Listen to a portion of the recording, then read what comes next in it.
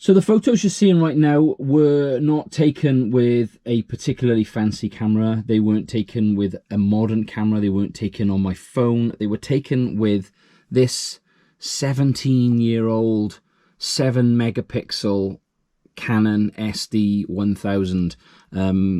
Hopefully you knew that because I've created a thumbnail for the video which has this on there. If I didn't do that, then maybe this has become a bit of a surprise to you. Who knows?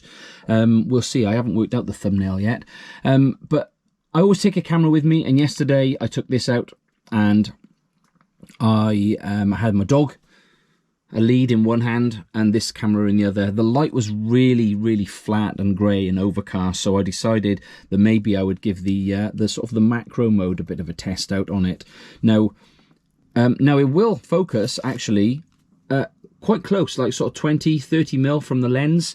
So all the photos I took, because of just the way I was walking and what I decided to do, all the photos I took were effectively me holding the camera in a portrait mode like this, and I was resting the bottom end on the bottom end, this side of the camera, onto like a bit of a tree or a bit of ground to steady it, because I was, you know, bending over and whatnot, but I was putting it down like this to focus, and then I was putting it down on a surface like this to steady it, and picking out sort of some detail close by, and then just, you know, letting the rest blur a little bit. It's you know, it's quite old technology. It's got a really tiny little sensor on there, and I think the aperture is like f2.8 at that kind of level, so it's not like super wide, but it does allow a fair bit of light in, and I think the results are really quite special, to be honest. I just let the camera and then a little bit of Lightroom do all the work, really.